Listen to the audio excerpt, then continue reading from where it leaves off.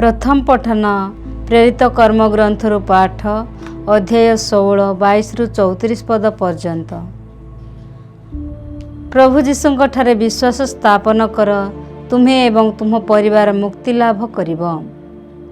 जनता पाउल ओ सिलाଙ୍କ विरुद्धरे उठिबारु विचारपति सेमानଙ୍କ अंगरु वस्त्र बाहर करी सेमानଙ୍କୁ बक्राघात करने आदेश देले।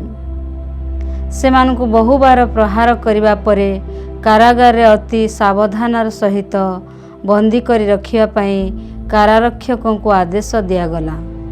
कारारक्षकों आदेश प्रकार सेमानଙ୍କୁ भीतर कठरी रे रुद्ध करी सेमानଙ୍କ पादरे कड़ी काठ देले। पाउल ओ सिलाଙ୍କ मध्यरात्रि पर्यंत प्रार्थना और ईश्वर स्तवगान करुथांती एवं अन्यान्य बंदी माने तांकु शुणुथांती। सही समय हठात भूमिकंपटीए हला एवं कारागार भीतिमूलक मध्य कंपीगला। पुणी कबाट गुड़िक खोलागला। इदिनिय मानक श्रृंखला भी छिन्न हैला। कारारक्षक चेतना पाई देखिले कारागार द्वार गुड़िक उन्मुक्त। से भाविले बंदी माने निश्चय चली जाइछंती एवं हताशर खड्गरे निज को हत्या करने को उद्दित हेले। एही समय पाउल डाक देई कहिले, बंद कर, आत्महत्या कर नाही, आमे एठारे अछु। कारारक्षक बत्तीटी आनिबा पई आदेश देले एवं पाउल ओ सिलाଙ୍କ निकट को जाई सेमानଙ୍କ पादरे पड़िले। यापर से सेमानଙ୍କୁ बंदीशालू बाहर को नेले एवं सेमानଙ୍କୁ पचारिले, महाशय माने कौन कले मु मुक्ति लाभ करि पारिबी?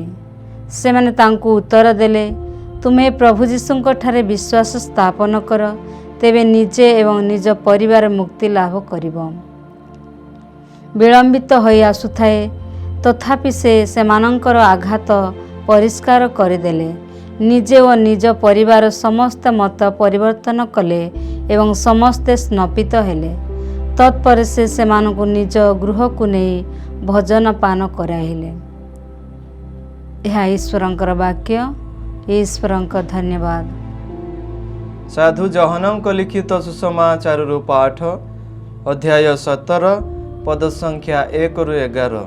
एही सबु कहिबा परे जीशु ऊर्ध्व को दृष्टिपात करी कहिले, पिता, समय आसीछि, तुमर पुत्रंको महिमान्वित कर, जेपरी तुमर पुत्र तुमको महिमान्वित करिबे।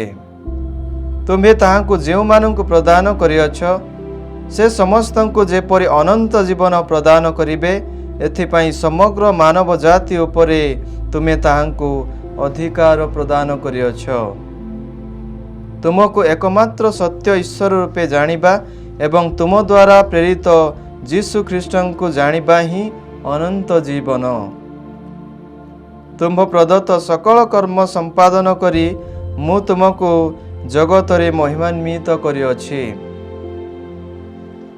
अतएव हे पिता, जगतर प्रारंभरु तुम सम्मुखरे मु जेउ महिमारे थिली, वर्तमान तुम साक्षातरे मते सेही महिमारे महिमान्वित कर।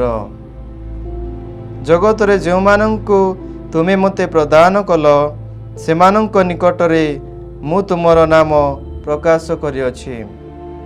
से समस्ते तुमर थिले, सेमानंकु तुमे मते प्रदान कल एवं सेमाने तुमर वाक्य पालन करिछंती। वर्तमान सेमाने जानंती जे तुमे मते जेउ सब विषय प्रदान करिअछ ताहा तुम ठारू ही आगत। कारण तुमे मते जेउ शिक्षा देइछ ताहा मु सेमानंकु प्रदान करिछि एवं सेमाने ताहा ग्रहण करिअछंती।